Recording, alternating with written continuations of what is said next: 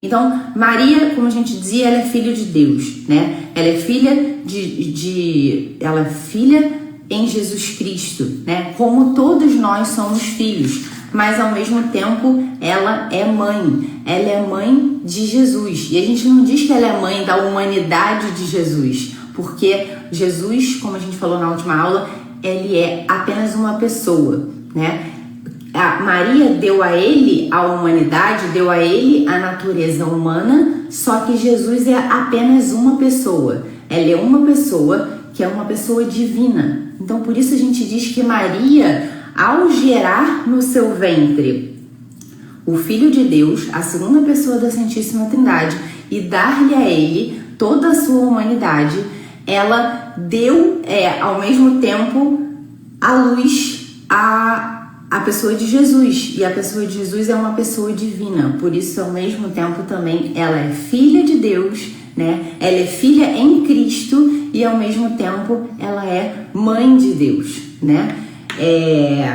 Então, o que a fé da igreja ensina sobre Maria, como eu dizia no início, ilumina a nossa fé em Cristo, como a gente falou na última aula, porque ilumina quem é o próprio Cristo, né? Então, na hora que há uma dúvida em relação a se Maria é apenas mãe da humanidade ou ela é mãe da divindade, a gente precisa discutir bem quem é Cristo. O Cristo são duas pessoas e duas naturezas, ou Cristo é uma pessoa e uma natureza, ou Cristo são duas naturezas e uma pessoa. Então, a gente questionar sobre a maternidade de Maria nos leva a conhecer mais a fundo quem é Jesus. Então, quando a gente apaga a fé em Maria, a gente apaga uma luz que nos ajuda a entender muito quem é Jesus, né? Então, a gente não consegue compreender completamente a Jesus se a gente esquece quem é a Virgem Maria, né?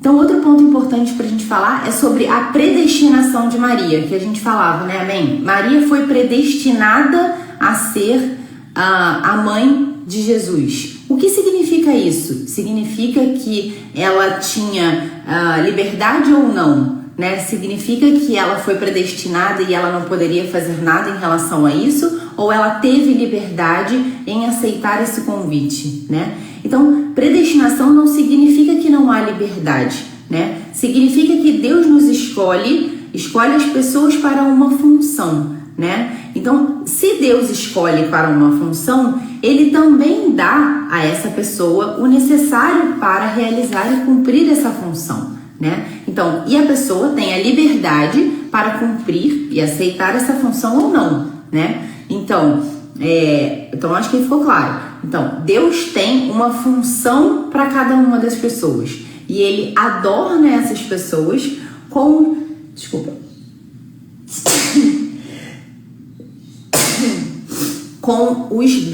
os dons necessários para que ela possa cumprir essa função. Agora, se ela vai aceitar essa função que Deus pensou para ela, isso aí é outra história, né? Então, uma comparação que a gente pode fazer, se a gente contrata um motorista para nossa casa, para que ele possa fazer a sua função de motorista, é necessário dar um carro para ele, né? Eu não posso esperar que ele já chegue aqui com o seu carro, né? Porque ele está na função de motorista, provavelmente ele não deve ter um carro, né? Então, a gente oferece a função e a gente dá as ferramentas necessárias para que ele possa cumprir essa função, né?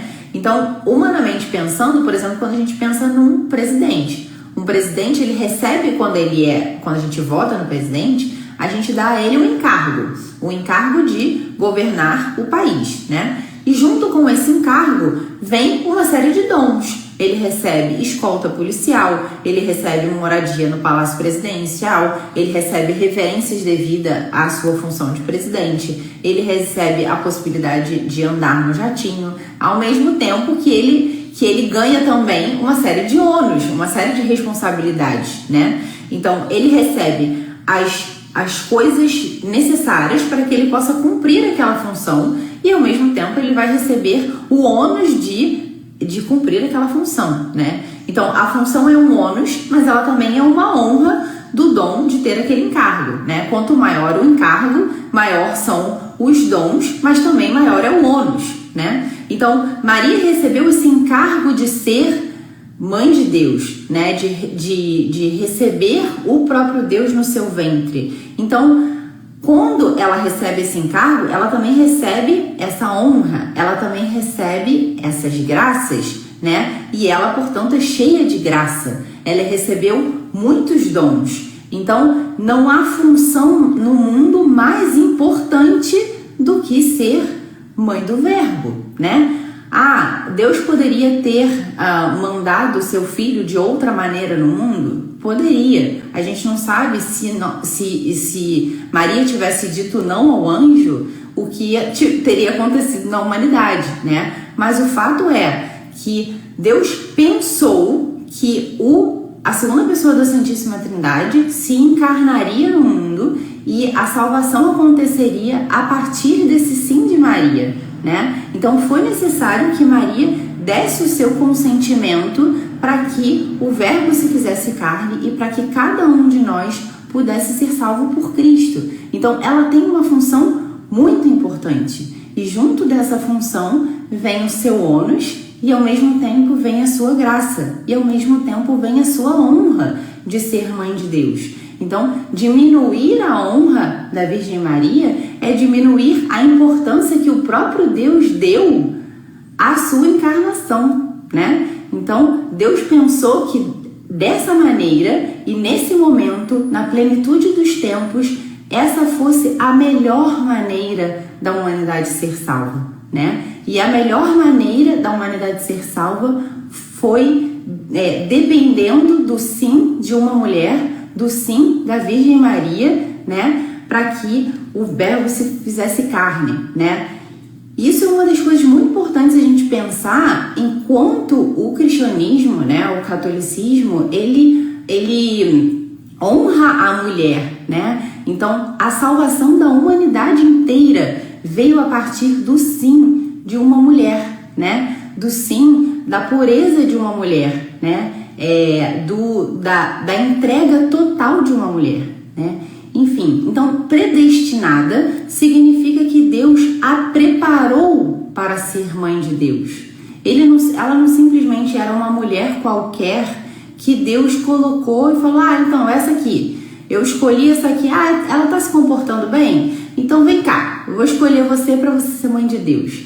Não, Maria foi pensada desde toda a eternidade para que ela pudesse ser mãe de Deus, assim como cada um de nós fomos pensados desde a concepção do mundo, né? Então é muito bonito a gente pensar isso. Quando eu estava pensando nessa aula, eu pensei assim, o quanto muitas pessoas têm enfim, vão para psicólogo, vão para terapia, pensando na maneira como foram concebidas, né? E na sua inserção dentro da família.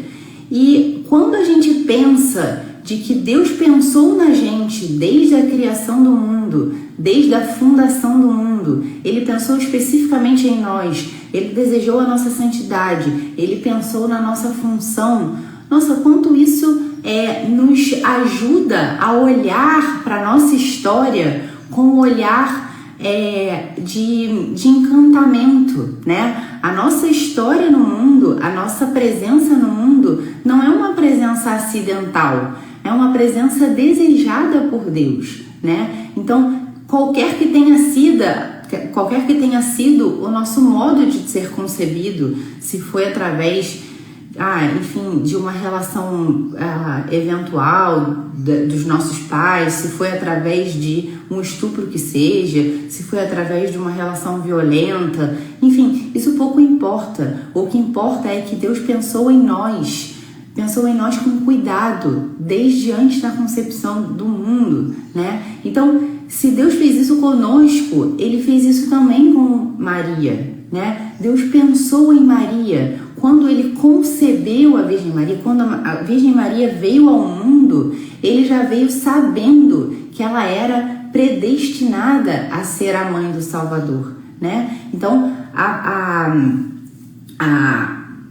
anunciação não foi porque Nossa Senhora ele olhou e viu que ela era melhor e foi, né? Não, obviamente que Maria foi adornada de todas as graças, obviamente que ela correspondeu a essas graças e chegou à plenitude dos tempos, e por causa da sua correspondência, ela foi capaz de corresponder mais uma vez e dizer sim à sua vocação, que é o que acontece na nossa vida, né? Se a gente vai dizendo muitos sims ao longo da nossa vida, a gente consegue dizer sim à nossa vocação também.